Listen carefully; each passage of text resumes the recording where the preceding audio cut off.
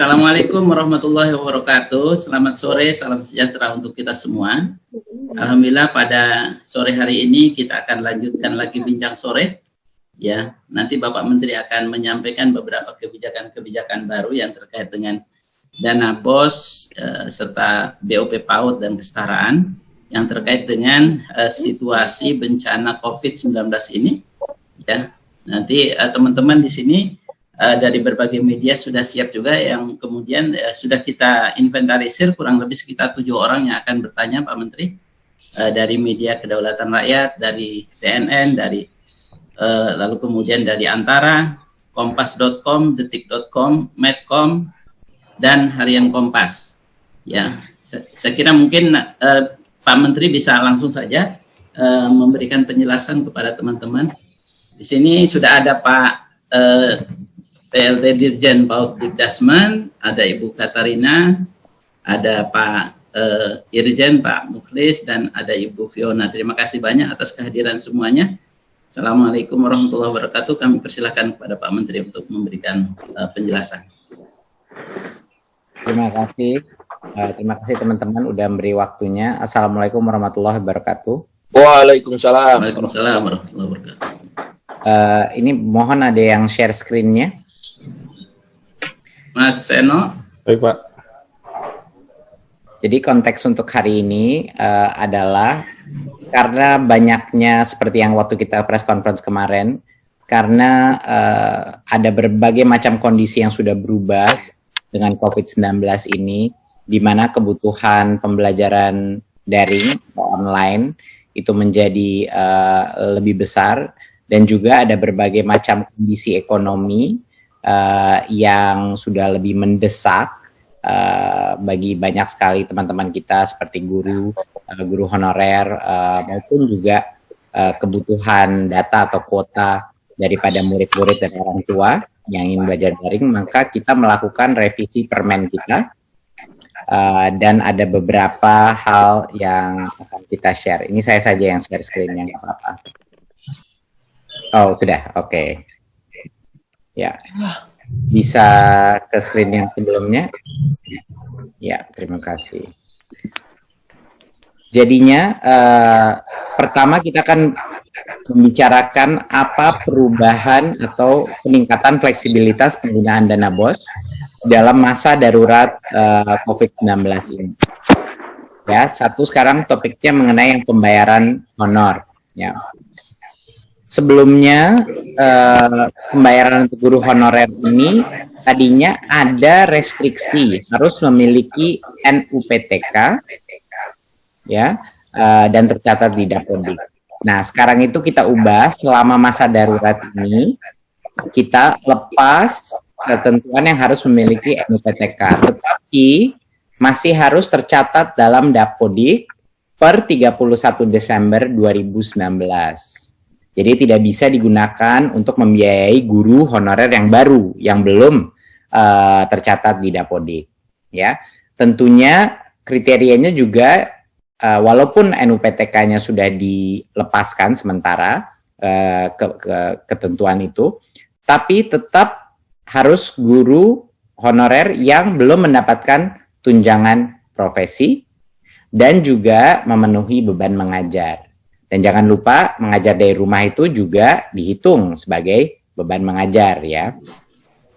Dan sekedar mengingatkan saja, masih bisa ini diberikan kepada tenaga pendidikan apabila dana masih tersedia.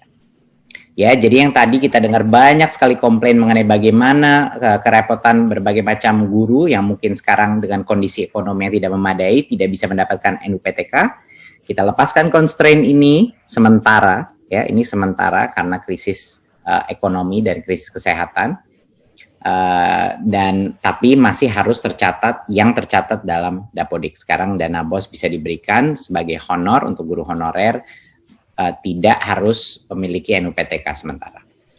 Poin yang kedua adalah kemarin berdasarkan permen yang dulu, pembayaran honor itu dimaksimalkan ke 50% karena masa kondisi ekonomi kita sedang terdampak sangat negatif, kita melepaskan ketentuan ini dan memberikan kepala sekolah kebebasan untuk menggunakan apa yang dia butuhkan untuk guru honorer. Jadinya sudah tidak ada lagi pembatasan maksimal 50%. Ya, jadi ini kita lepas sementara sebagai constraint sehingga lebih banyak memberikan fleksibilitas bagi kepala sekolah yang merasa butuh membantu dari sisi ekonomi guru-guru honorer kita. Apalagi di daerah-daerah di mana banyak sekali guru-guru honorer yang terdampak oleh COVID-19, baik keluarganya maupun mereka juga.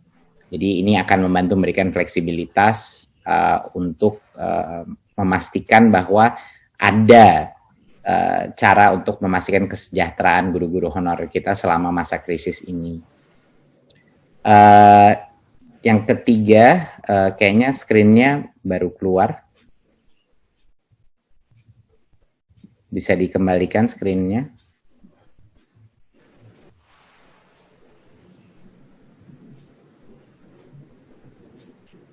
Oke, kalau gitu saya aja. Oke, bisa lihat teman-teman screen saya? Bisa Pak. Bisa ya? Oke. Nah, untuk poin yang ketiga adalah penekanan alokasi lainnya terkait COVID-19. Kemarin walaupun kita sudah memberikan fleksibilitas, tapi banyak teman-teman di daerah yang belum pede untuk menggunakan dana BOS untuk berbagai macam hal-hal yang hubungannya dengan pembelajaran dari rumah atau online daring. Jadi sekarang secara eksplisit kita menulis bahwa dana BOS pada saat darurat ini bisa digunakan untuk pembelian pulsa, paket data, ataupun layanan-layanan berbayar, platform-platform online, edtech, ya, bagi pendidik dan atau peserta didik. Jadi ini boleh menggunakan untuk pulsa dan paket data baik untuk guru maupun juga untuk peserta didik, yaitu pada murid. Ya, ini secara eksplisit. Jadi bagi teman-teman di daerah yang mungkin kepala sekolah yang tidak pede untuk ini bisa digunakan untuk kuota, distribusi kuota untuk muridnya ataupun buat guru-gurunya, sekarang secara eksplisit diperbolehkan, ya, secara jelas dan transparan diperbolehkan. Juga bisa digunakan untuk hal-hal yang hubungan dengan kesehatan seperti pembeli cairan atau sabun pembersih tangan, disinfektan, masker atau penunjang kebersihan lainnya yang mungkin mereka butuhkan. Ya, jadi sekarang harapan saya adalah ini sudah terjawab. Kalau ada di daerah atau sekolah-sekolah yang masih merasa tidak nyaman untuk menggunakan dana BOS untuk hal-hal ini, sekarang kita berikan mereka confidence, kita berikan mereka kepastian bahwa ini boleh dipergunakan. Untuk yang kedua adalah BOP PAUD, ya, BOP PAUD. Sebelumnya BOP PAUD ini dibilang penggunaannya untuk bisa memberi transport untuk pendidik. Tapi karena banyaknya sekarang PAUD pun maupun unit-unit pendidikan kesetaraan yang harus belajar dari rumah yang melalui online atau metode lainnya, ini kita rubah terminologinya, kita rubah penulisannya bahwa ini dapat digunakan untuk honor pendidik dalam pelaksanaan pembelajaran dari rumah. Jadinya bagi teman-teman di daerah yang mungkin tadinya tidak nyaman untuk mengeluarkan dana BOS karena sudah tidak ada biaya transportasi lagi, kita memperbolehkan selama masa darurat ini pembiayaan honor pendidik agar teman-teman guru-guru PAUD dan sekolah-sekolah kesetaraan lainnya masih bisa menikmati honor walaupun tidak ada transportasinya, tidak ada lini transportasinya, tapi ini untuk honor bisa digunakan. Tapi pun bagi yang masih menggunakan jasa transportasi masih bisa digunakan untuk transportasi pendidik. Sebelumnya untuk persentase penggunaan semuanya ada berbagai macam pembatasan, pembelajaran bermain minimal 50%, pendukung maksimal 35%, lainnya 15%, dan kesetaraan juga sama dilakukan sekat-sekat daripada persentase penggunaan. Sementara masa krisis ini besaran persentase per kategori itu tidak lagi berlaku selama masa darurat ini. Jadi diberikan full fleksibilitas untuk dipergunakan apa yang lagi dibutuhkan pada saat ini, ya, agar ini memberikan kenyamanan bagi para unit-unit pendidikan PAUD dan kesetaraan untuk bisa merealokasinya di masa krisis ini dengan cara yang lebih fleksibel. Dan kami juga sama seperti yang BOS melakukan penekanan alokasi lainnya.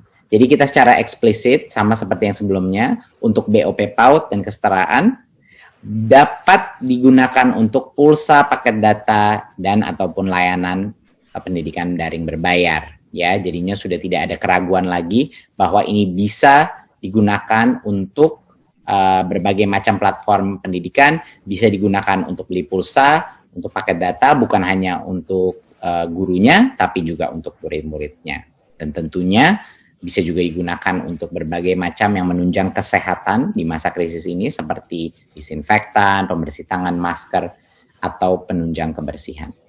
Jadinya saya rasa sekian dari saya. Intinya adalah selama masa krisis ini kita ingin memberikan kenyamanan bagi semua kepala sekolah dan semua unit pendidikan bahwa mereka bisa menggunakan dana BOS sefleksibel mungkin untuk menjamin kesejahteraan guru-guru mereka, untuk menjamin kemampuan untuk melaksanakan online pendidikan online atau daring dengan berbagai macam biaya seperti pulsa dan data yang dibutuhkan, dan juga kenyamanan bagi kepala sekolah untuk mendapat fleksibilitas terhadap alokasi penggunaan anggaran tersebut di masa krisis ini. Saya rasa terima kasih dari saya. Wassalamualaikum warahmatullahi wabarakatuh.